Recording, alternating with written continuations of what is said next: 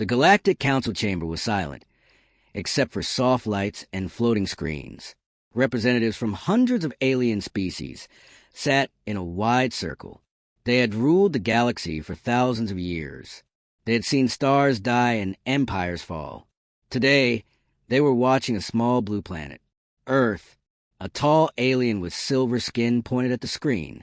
"This world is classified as a death world," he said calmly. Several council members laughed. A death world was supposed to create monsters, strong creatures, survivors. But what they saw did not match the word. On the screen were humans. Small, soft, no claws, no armor, no natural weapons. One alien leaned forward, his eyes glowing yellow. "They are weak," he said. "Low strength, fragile bodies, slow reaction time." Another added, "They fall sick easily. They age quickly. They die often." More laughter filled the chamber. Earth storms appeared on the screen. Violent winds, massive oceans, shaking ground. "Look at their planet."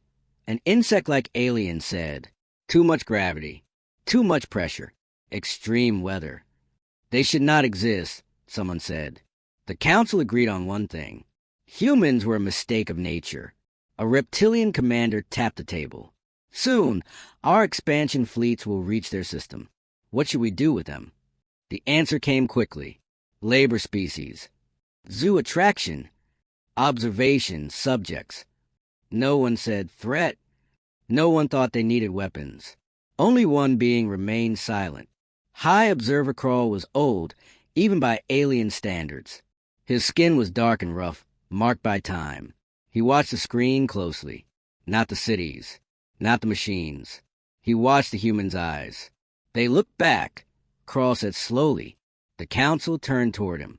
"They always look back," he continued. "When nature attacks them, when their own kind attacks them, they do not surrender easily." The room grew quiet for a moment. Then laughter returned. "Observer Crawl," said the silver-skinned alien. "They fight each other because they are foolish." "Yes," Crawl replied, "but they survive." The screen changed. Human history flashed forward. Wars. Endless wars. Small groups standing against larger forces. Cities burning. People rebuilding. Why do they fight when logic says they should stop? Crawl asked. No one answered. The council leader waved a hand. "Enough. Prepare first contact. Show them our power. They will obey." The decision was final. Human ships entered the edge of known galactic space 3 cycles later.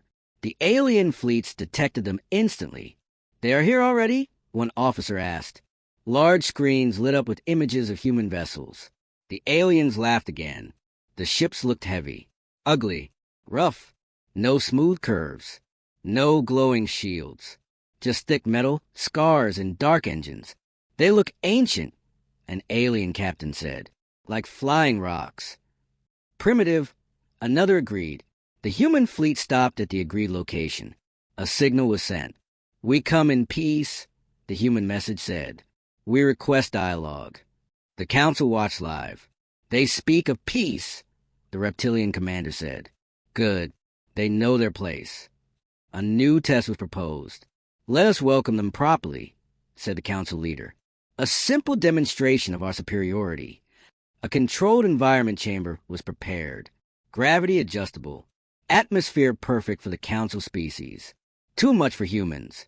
The chamber was set to 3 times Earth's gravity. "Even trained soldiers will collapse," an alien scientist said. The human delegation arrived. They were fewer than expected. Only 5. They walked slowly, calmly, no visible fear. "They are already nervous," someone whispered. The chamber doors opened. The gravity field activated instantly. The floor shook. The council leaned forward, watching closely. The humans stumbled for a moment. One human dropped to a knee. Laughter erupted again. "There it is. Too weak." As expected. But then something strange happened. The human stood up, slowly. Another human adjusted their stance. Another cracked their neck. Their breathing was heavy, but steady. Minutes passed. No one collapsed. High Observer Crawl felt a chill. That should not be possible, a scientist whispered. The human leader looked up at the council. He smiled. Is this part of the welcome? He asked calmly. The chamber was silent. The gravity increased again. 4 times Earth's gravity. The floor creaked. Alien guards shifted nervously. The humans bent slightly, muscles tense. Still standing. One human laughed quietly. We train harder than this, he said. The council's confidence began to crack. Crawl leaned forward, eyes wide. They did not build those ships to travel, he realized. They built them to survive. The chamber doors opened. The humans walked out under crushing gravity. Alive, alert, watching. The council had expected weaklings. What they saw were survivors of a world that tried to kill them every day, and failed. As the humans exited, the leader turned back one last time. You asked what we are, he said. You should have asked what made us. The doors closed. The council sat frozen in silence. High Observer Crawl whispered the words no one else dared to say. They are not guests. The screen went dark, and somewhere in the vast galaxy, alarms quietly began to wake. The Galactic Council chamber remained silent long after the humans left. No one spoke. No one laughed. The gravity chamber still hummed softly, as if it remembered what had happened inside it. High Observer Crawl broke the silence. That test should have broken them, he said quietly. It did not. The scientists checked the data again and again. 4 times their home gravity, she whispered. Their bones should have cracked. The reptilian commander slammed his claw on the table. They were prepared. That was an act. Crawl shook his head. No, he said. That was normal for them. The council did not like that answer. The humans were escorted to a waiting hall. The room was large and cold, designed for alien comfort, not human life. The air felt thin. The light was harsh. The humans sat calmly. One removed his jacket and placed it on the table. Another drank water from a metal container. They are too relaxed, an alien guard muttered. Hidden sensors watched everything. Heart rate, breathing, muscle strain. The readings confused the scientists. Yes, they were stressed, one said, but not afraid. Fear was expected. Fear was missing. Back in the council chamber, the leaders argued. They survived the test, one said. That does not make them dangerous. Crawl stood slowly. You call Earth a Deathworld, he said. Yet you forget what that means. The screen lit up again. Earth appeared once more. High gravity, Crawl said. Unstable weather. Diseases. Predators. Images changed quickly. Human cities growing after disasters. Machines built stronger after failure. People adapting. They do not evolve slowly, Crawl said. They adapt quickly. The council leader narrowed his eyes. Adapt to what? Crawl answered without hesitation. To war. The council ordered another demonstration. Show us their limits, the leader said. Stress test their minds. A combat simulation was prepared, not a real battle, a controlled one. Holographic enemies, tactical pressure, impossible odds. The humans were informed. We would like to observe how your species responds to combat stress, an alien diplomat said. The human leader nodded. That is fair. No hesitation. No protest. The simulation chamber activated. The environment shifted instantly. A ruined city appeared around the humans. Smoke, fire, broken structures. Alien scientists smiled. This scenario has broken trained minds before, one said. The attack began. Holographic enemies rushed from every direction. The humans moved without speaking. One took cover. Another watched the sky. One guarded the rear. Their movements were fast. Clean. Purposeful. Why are they spreading out? A scientist asked. They should stay together. But the humans did not. They hunted. The enemies increased in number. Then speed. Then strength. The system pushed harder. Still, the humans adapted. They used the environment. They turned traps into weapons. They learned patterns in seconds. One human was struck and fell. The council leaned forward, but the human rolled, stood, and kept fighting, bleeding, smiling. Pain response detected, a scientist said, but no retreat behavior. Crawl felt cold again. They do not stop when hurt, he said. They stop when dead. The simulation reached maximum threat level. No species had lasted this long. Alarms began to warn the operators. Shut it down, one scientist said nervously. No, the council leader replied. Continue. The humans fought harder. They shouted commands now. Simple words. Clear meaning. Left. Cover. Move. The room echoed with controlled chaos. Then silence. The enemies were gone. The simulation ended. The humans stood in the wreckage, breathing hard, alive. The chamber doors opened. The human leader looked at the observation window. Was that enough? He asked. No one answered. Later, in private discussion, fear finally surfaced. They are trained for destruction, an alien whispered. No, Krall corrected. They are trained for survival. The council leader paced slowly. What happens if they see us as enemies? Krall looked at him. They already learned how to fight us, he said. We taught them. The humans were informed that the tests were complete. They prepared to leave. Before exiting, the human leader turned back again. You keep testing us, he said calmly, but you never ask why we train. The diplomat swallowed. Why do you? The human paused. Because on Earth, he said, peace is temporary. The doors closed. The council chamber darkened. Emergency signals arrived from outer systems. Reports. Human ships moving, not attacking. Positioning. They are spreading out, an officer said. Defensive formations. The council leader's voice was tight. They are preparing, he said. For what? Someone asked. Krall answered softly. For the moment you stop calling them weak. The galaxy was quiet. Too quiet. The Galactic Council did not sleep. Emergency lights glowed across the chamber as reports continued to arrive. Human ships were not attacking. They were moving into key positions near trade routes and border systems. They are surrounding us, an officer said, but they are not firing. That made it worse. Krall stood quietly near the central screen. Predators that attack without warning are easy to understand, he said. But those who wait are far more dangerous. The council leader turned to him. What do humans want? Krall answered slowly. To be respected. A message arrived from a human fleet. It was short. We request a joint rescue operation. Confusion spread across the chamber. A rescue? From whom? Why would they help us? The message continued. A mining station near your border has lost power. Life signs detected. Your rescue ships will not arrive in time. We are closest. The council exchanged uneasy looks. That station belongs to the Viral, a diplomat said. They once attacked human colonies. Yes, Krall replied. And humans remember. Silence followed. The council leader made a decision. Allow them, he said. Observe everything. The damaged station drifted in darkness. Explosions had torn open its hull.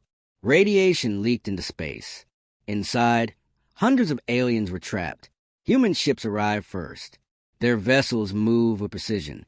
Docking clamps locked on. Human teams entered without hesitation.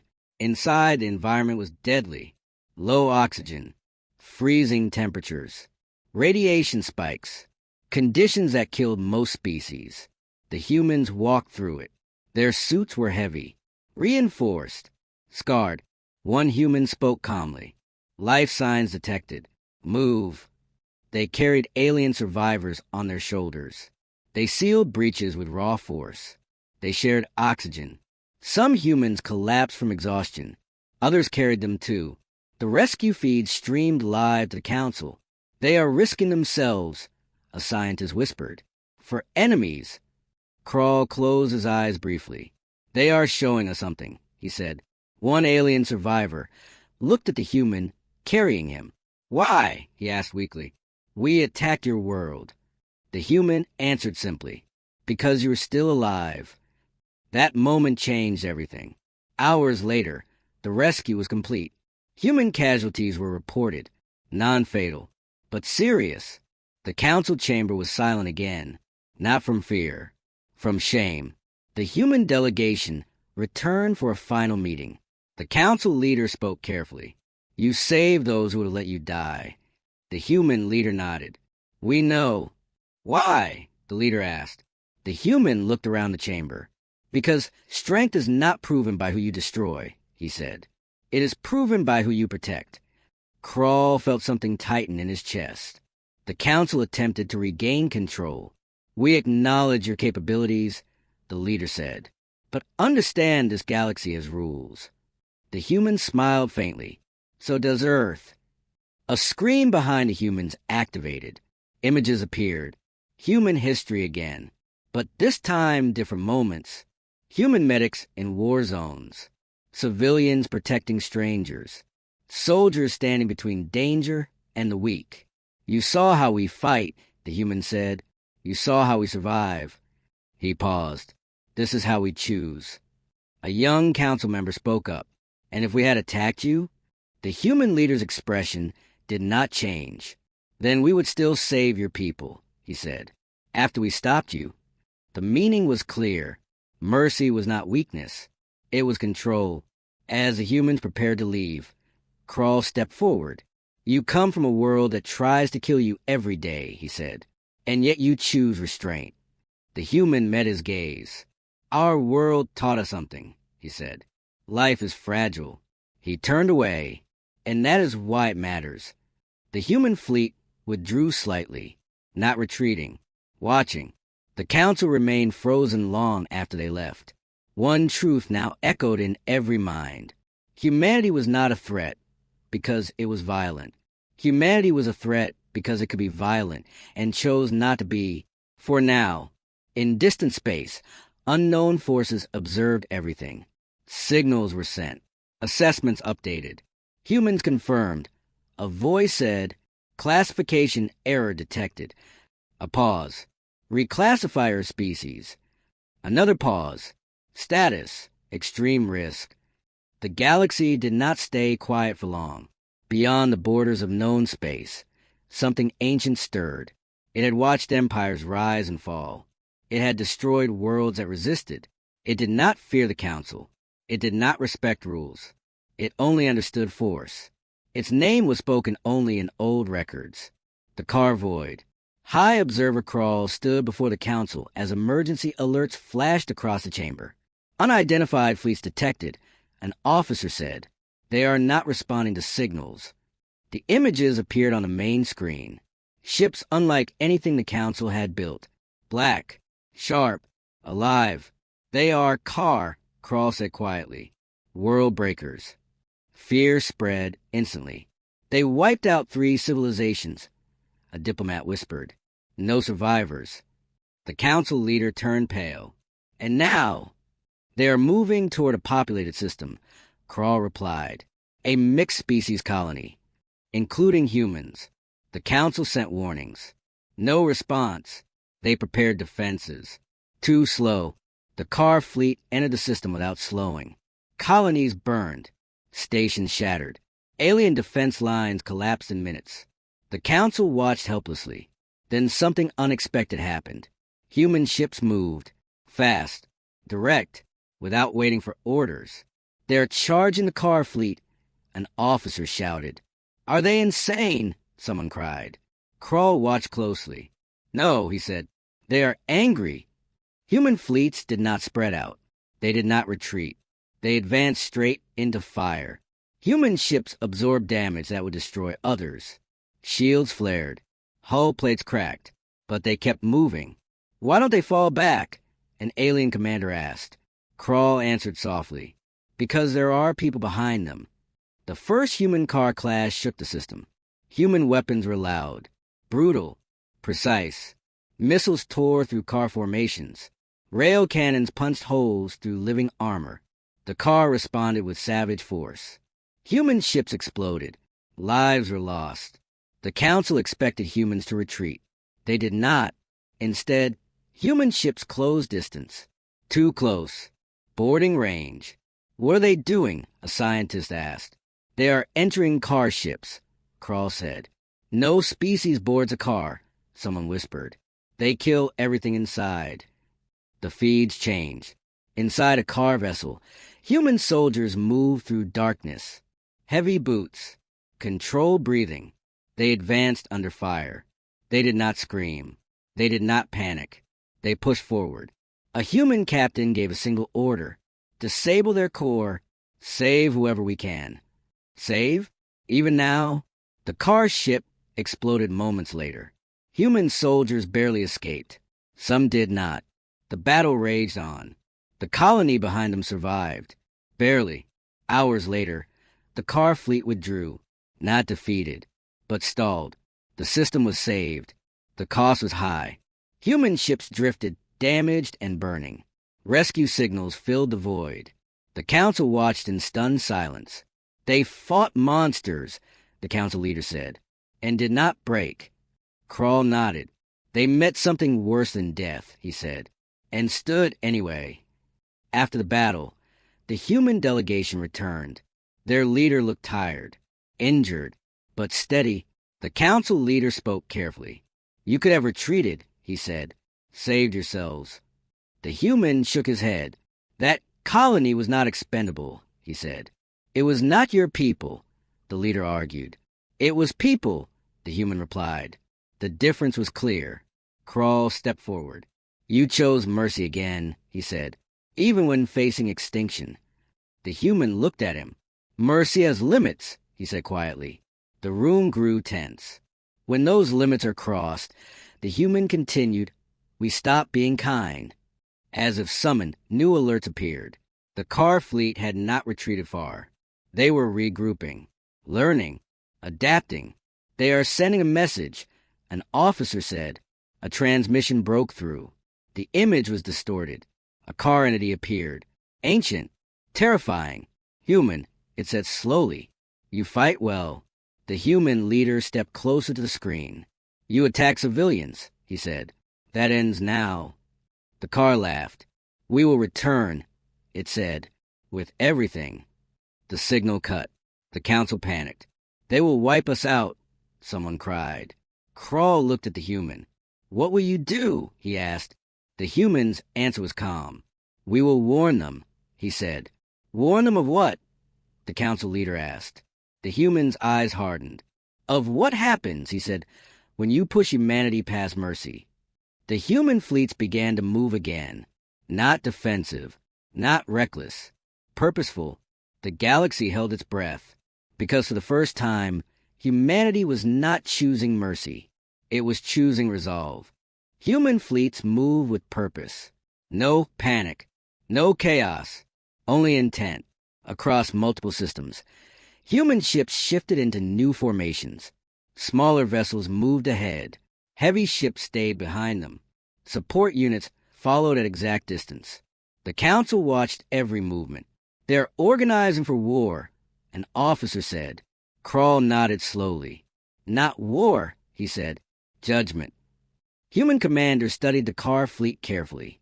The car were strong, but predictable. They attacked directly. They relied on fear. They crushed resistance fast. Humans had learned something important. The car did not adapt emotionally. They did not understand sacrifice. The human plan was simple, dangerously simple. They would not fight the car everywhere. They would fight them where it mattered. The car home cluster, a region of space filled with unstable stars and deadly radiation, a place most species avoided, a place humans could enter. The council leader confronted the human delegation. That region will kill you, he said, even if the car fall. The human leader nodded. We know, he said. Then why go? The leader demanded. Because they will follow, the human replied. Krall felt the weight of that answer. The human fleet jumped first, straight into the car cluster. Radiation levels spiked. Stars flared violently. Alien sensors screamed warnings. Human ships pushed forward. Their hulls darkened. Systems overheated. Still they advanced. They are burning themselves alive, a scientist whispered. No, Crawl said. They're enduring. The car followed. Angry. Offended. They believed humans were running. They were wrong. As the car entered deeper space, human ships turned. Traps activated. Stars destabilized. Energy waves tore through car formations. The void itself became a weapon. Human ships took damage too. Severe damage. But they held position. A human cruiser lost power. It drifted toward a star. Rescue was impossible. The captain sent one message. Hold the line. The ship vanished in light. The council chamber went silent. Crawl closed his eyes. Humans did not scream. They accepted loss. The car began to break. Their ships burned. Their formations failed. Fear appeared for the first time. They are retreating, an officer shouted. Human fleets did not chase. They held position, blocking escape routes, ending the threat. The car flagship remained. Damaged, cornered, the ancient entity appeared again on screen. You sacrifice your own, it hissed. Why? The human leader answered calmly. So others don't have to. The car screamed in rage. The flagship charged. Human ships did not move. They waited. At the last moment, human defense grids activated. The flagship shattered. The car threat ended. Silence returned. The human fleet was broken, scarred, but victorious. They began rescue operations immediately, saving allies, saving enemies. Again, the council leader spoke with a trembling voice. You could rule the galaxy, he said. No one could stop you. The human leader looked tired. We don't want to rule, he said. Then what do you want? The leader asked. The human paused. Room to live, he said, and the freedom to choose kindness. Crawl bowed his head. Across the galaxy, records were updated. Humanity's classification changed. Deathworlders. Yes, but more than that, guardians. Yet far beyond known space, faint signals moved. Something older than the car had noticed. Something patient. Something curious. Humanity had announced itself. The universe was listening. The galaxy breathed quietly, as if it had survived a storm. Human fleets drifted among the stars, damaged, exhausted, but alive. Every system they passed whispered stories of resilience and mercy. Allies celebrated quietly. Enemies reconsidered openly.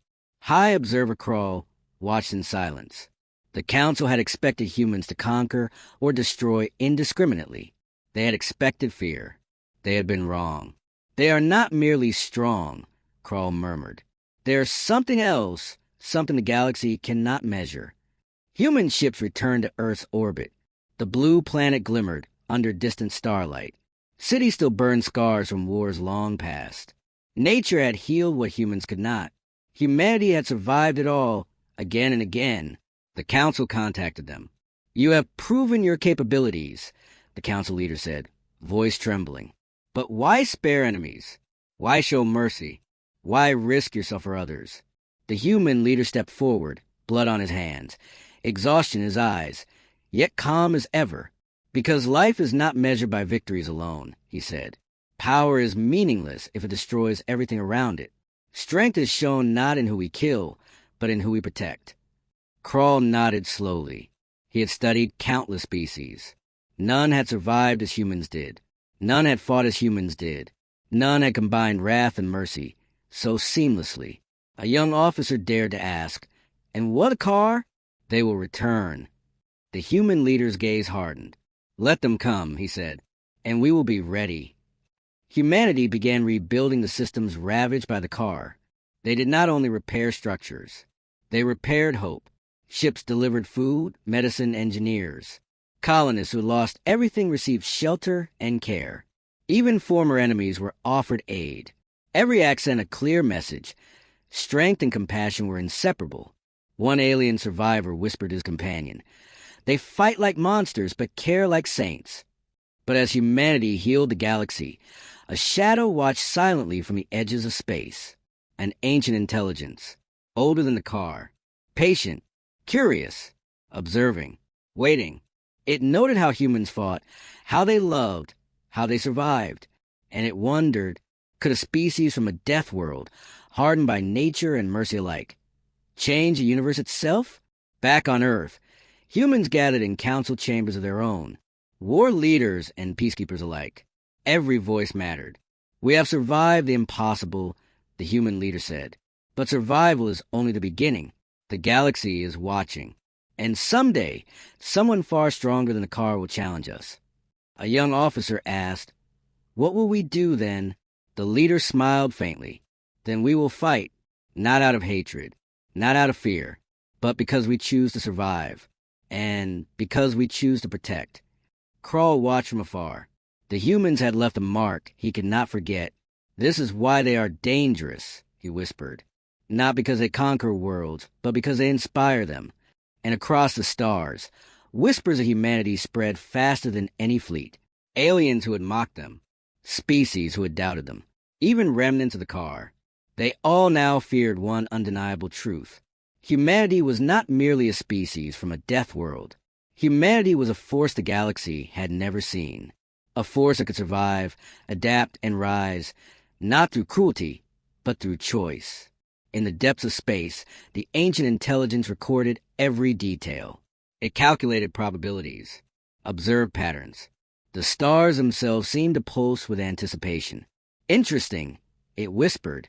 "Perhaps the galaxy's greatest test has only begun." And somewhere, far beyond the edge of known systems, a new threat stirred, drawn to Earth by whispers of human power. The galaxy was no longer safe. But for humanity, the test had begun, and they were ready. End of Part 6, series complete. Fire final hook/epic closure. The galaxy believes it has survived, but humanity's story is just beginning. Strength, mercy, and choice will redefine the universe itself. The galaxy had changed. Trade routes reopened. Colonies rebuilt. Silence returned to the stars. But it was not peace. It was waiting.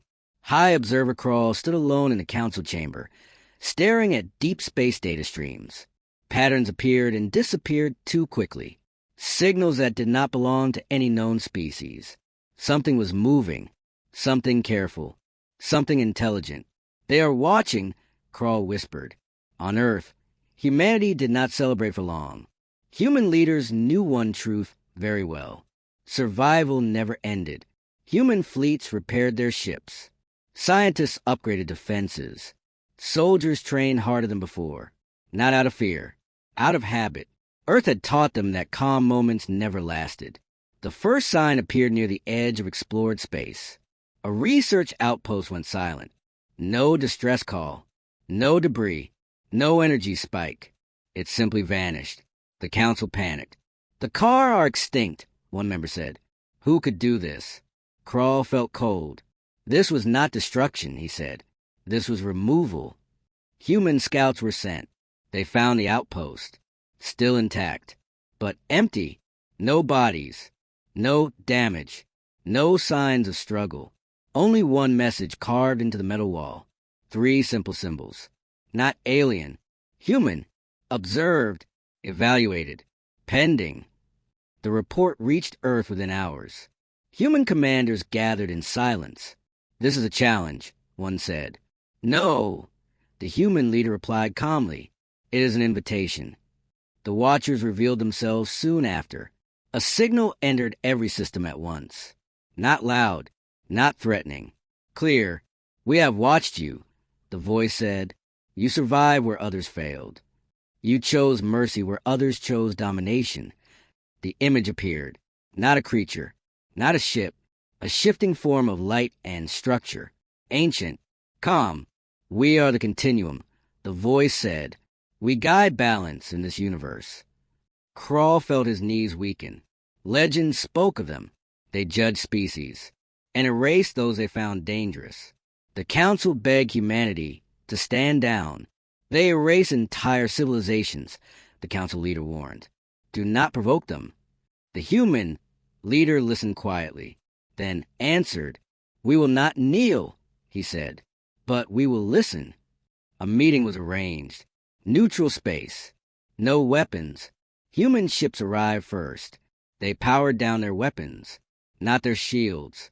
The continuum arrived without ships. Space itself bent. You are unusual, the voice said. You are violent, yet restrained. Capable of destruction, yet unwilling to rule.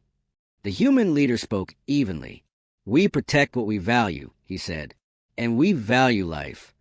Even alien life, the continuum asked. Yes. Even enemies? A pause. Yes. The continuum studied humanity deeply. Their wars, their sacrifices, their mercy, their rage. You are unstable, it said. You could one day threaten existence itself. The human leader did not deny it. That is true, he said, but we choose every day not to. The silence stretched. Stars flickered strangely. The continuum made its judgment. We will test you, it said. One final evaluation. Space opened. A simulated system appeared. A future scenario. Humanity at its strongest. Surrounded by weaker species. Unlimited power. Unlimited reach. Show us, the continuum said, what you become when no one can stop you. The vision played out. Humanity could conquer everything. They could rule. They could erase threats. The temptation was clear. Human leaders watched the future version of themselves carefully. Then they did something unexpected. They shut the simulation down. We refuse, the human leader said. The continuum reacted instantly. Why? Because power without limits is not strength, the human replied. It is the end of choice. The continuum was silent for a long time. Then space relaxed. The test ended. You have passed for now, it said. But understand this. If humanity ever abandons restraint, we will return. The signal ended. The galaxy exhaled.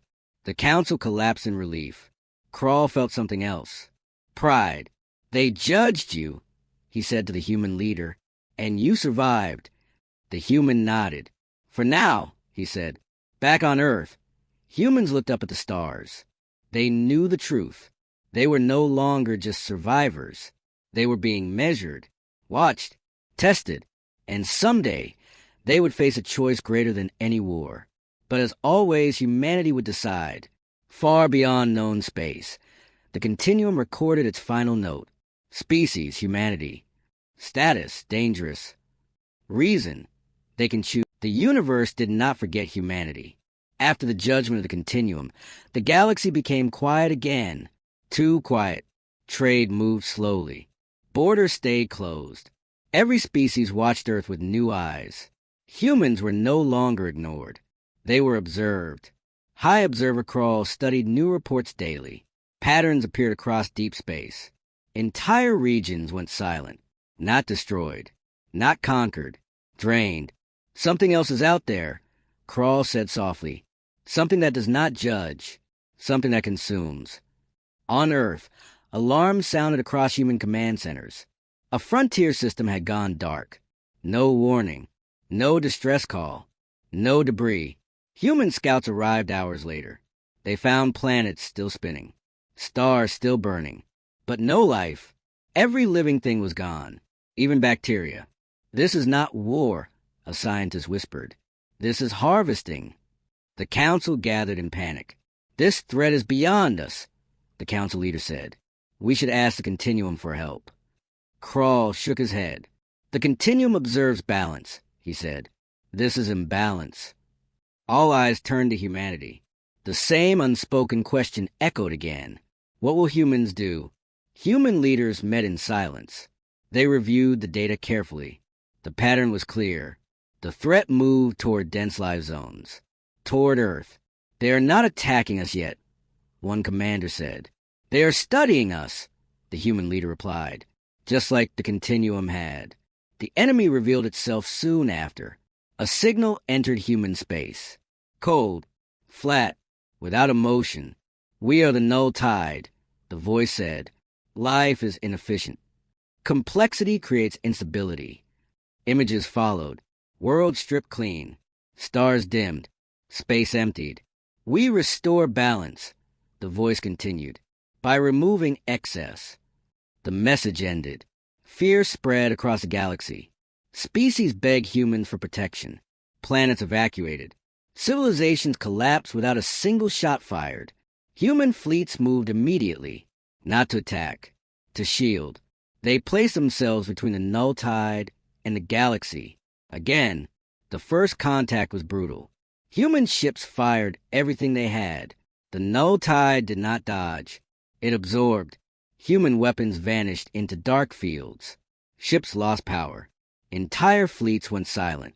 They were erasing energy itself. An officer shouted. The human leader clenched his jaw. "Fall back," he ordered. "Regroup." The council gasped. Retreat? Humanity had never retreated before. But this enemy was different. It did not feel fear. It did not feel pain. It did not feel mercy. The null tide advanced slowly, calmly, like a rising ocean. Human scientists worked without rest. They searched for patterns, for weaknesses, for anything. One young analyst found something strange. The null tide avoids chaotic zones, she said. Unstable regions. Unpredictable energy. The human leader looked up. "Like Earth?" he asked. "Yes," she replied. Earth was not efficient. Earth was violent, unstable, alive. A dangerous idea formed. Humanity would not fight the null tide with order. They would fight it with chaos. They armed experimental weapons, unstable drives, unpredictable energy bursts. Human creativity weaponized. The council watched in horror. "You could destroy yourselves," the council leader warned. The human leader nodded. "We know." The final stand began near Earth. Human fleets moved erratically, breaking formations, changing tactics mid-battle. Human pilots made impossible choices, risky moves, sacrifices. The null tide slowed, confused. Its system struggled to predict human behavior. "This should not work," Krall whispered. "But it is," the council leader replied. Human ships detonated controlled chaos charges. Space twisted. Reality shook. The null tide recoiled. For the first time, it spoke again. "You are inefficient," it said. "You are unstable." The human leader answered calmly. "That is why we are alive." The null tide withdrew slightly, not defeated, but damaged, learning, adapting, just like humans. The galaxy was saved, for now, but the cost was high. Many human ships did not return. Many pilots were lost. Earth mourned quietly. Humanity always did. Krall stood before the council once more. "Mercy saved us from ourselves," he said. "But chaos saved us from extinction." The council leader nodded. "And humanity holds both." Far away, the null tide recorded new data. Species humanity, it calculated. Unpredictable. Dangerous. A pause. Priority target. Back on Earth, humans looked at the stars again. They knew the truth. The universe was no longer testing them. It was challenging them. And the next battle would decide more than survival. It would decide what kind of force humanity would become.